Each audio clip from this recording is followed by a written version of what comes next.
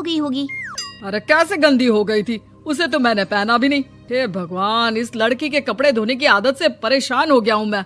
जितना तो घर में राशन नहीं आता उससे कहीं ज्यादा डिटर्जेंट पाउडर का खर्चा है। इसकी शादी करवा दो, शादी। जाए अपने घर में ही करे काम, फिर चाहे घर के कपड़े धोने हो या पूरे गांव के। हाँ ठीक बोल रही हूँ, देखता हूँ मैं कोई लड़का। वो दिन भी आ जाता है जब विभा को देखने लड़के वाले आ जाते हैं। लड़की मुझे अच्छी लगी। होने वाली सास कहती है, बेटी अगर कुछ पूछना है तो पूछ लो। वैसे तो हमारी लड़की बहुत ही शर्मीली है, जो बोल दो वो मान लेती है, इसे क्या पूछना होगा। अरे कैसी बात कर रही हो माँ, मुझे इन लोगों के घर रहना है, सवाल तो कई है। हाँ हाँ बेटा पूछ लो ना, क्या पूछना है। आप लोगों के घर कपड़े कौन धोता है? सास का मुंह बन जाता है। देखो अगर तुम ये कहना चाहती हो कि तुम्हें कपड़े धोने नहीं आते तो सुन लो, कपड़े मैं ही धोती हूँ, लेकिन तुम्हारे आ जाने के बाद मैं रुमाल तक नहीं धोऊंगी। अरे चुप रहना भाग्यवान, बहू बेचारी घर आई नहीं, उसे डराना शुरू कर दिया। वो क्या है ना बिटिया, अभी तक तो ये कल्लू की माँ ही धोती थी, लेकिन अब तुम्हारे पापा तो दहेज में वॉशिंग मशीन देंगे ही। तभी विभा की माँ बोल पड़ती है, सवाल भी पूछा तो क्या। वैसे भाई साहब, मशीन की तो फिर भी कपड़े धोने की कैपेसिटी होती है। मतलब जो बिटिया दे रहे हैं ना विभा, इसे कपड़े धोने का बहुत शौक है। ये आप लोगों के क्या, आस पड़ोस गांव मोहल्ले सबके कपड़े धो दे और उफ तक ना करे। बाहर देखा नहीं आपने कितने कपड़े सूख रहे हैं, सब हमारी बिटिया ने ही तो धोए हैं। बस भी करो ना माँ, शर्म आ रही इतनी तारीफ सुनकर।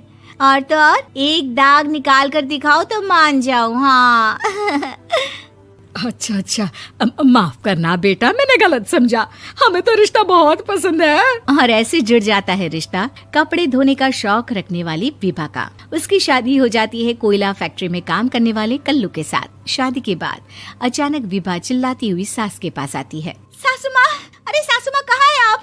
ये तो धोखा है, धोखा दिया आप लोगों ने मुझे।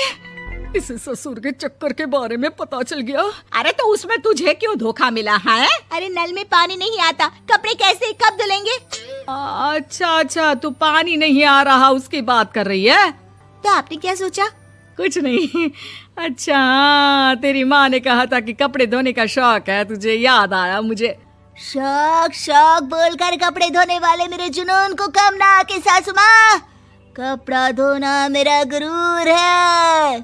तभी पति भी वहाँ आ जाता है। अभी मैंने इसे सनी देओल की फिल्म दिखाई है, उसी के डायलॉग मार रही है माँ। अच्छा सुन, साफ साफ बता रही हूँ, पानी सुबह 4 से 6 और शाम को 10 से 12 आता है, समझी? विभा टाइमिंग सुनकर हैरान हो जाती है। ये क्या भूतों का मोहल्ला है? सुबह 4 बजे उठकर कौन कपड़े धोता है? 4 बजे टंकी में पानी जाता है, फिर सारा दिन धोना ना, किसने मना किया? अरे कैसी बात कर रही हैं? 200 लीटर की टंकी में कितने कपड़े धो लूंगी मैं, सुबह ही उठ जाऊंगी मैं। अब क्या था, विभा सुबह 4 से लेकर रात के 12 बजे तक कपड़े ही धोती रहती। एक रोज सास पड़ोस से निकलकर कहीं जा रही होती है कि साथ वाली कहती है, हाँ कल्लू की माँ, जरा ये बताओ कि 2 साड़ी है, 2 ब्लाउज और एक पेटीकोट और एक नाड़े वाला लंबा कच्छा। हाँ तो? अरे तो क्या, कितना लोगी धुलाई ये बताओ। धोबन दिख रहे हैं हम क्या? हमारे पति सरकारी नौकरी से अभी रिटायर हुए हैं और बेटा सुपरवाइजर है कोयला फैक्ट्री में। धोबन समझ रखा है हमें?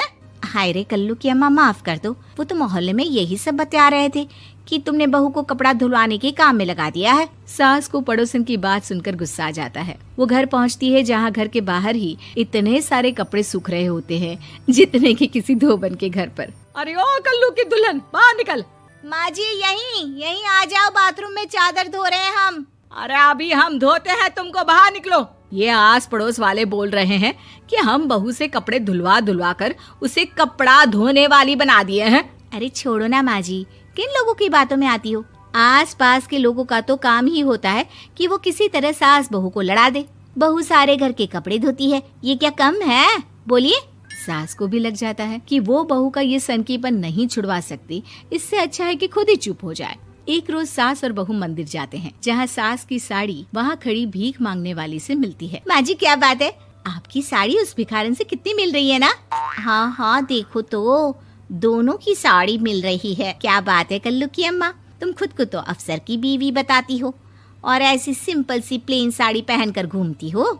सिंपल और प्लेन नहीं है ये साड़ी। तो क्या सोने के धागे से फूल बने हैं, कुछ भी सासू माँ, कुछ भी। हाँ, बने थे इस साड़ी में सोने के धागे से फूल। मेरे पति लेकर आए थे मद्रास से स्पेशली मेरे लिए 10,000 की। ताहे भाई साहब इस भिखारन के लिए भी सेम टू सेम साड़ी लेकर आए होंगे 10,000 की। सास उस वक्त कुछ नहीं कहती, लेकिन बहू के साथ घर आती है और अलमारी से एल्बम निकाल कर लाती है। ये साड़ी देख रही है, ये वही साड़ी है जिसे मैंने अभी पहना था। इस साड़ी में ये जो चमकदार फूल दिख रहे हैं ना, ये सोने के धागों से काटे गए हैं।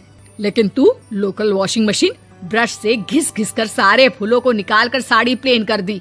मुझे माफ कर दीजिए सासू माँ। और तो और, जब मैंने तुझे तेरी गलती के लिए कुछ नहीं कहा, लेकिन तूने तो सबके सामने मेरा मजाक ही बना दिया। क्यों? बहू को समझ में आ जाता है कि अब से उसका कपड़े धोना बंद।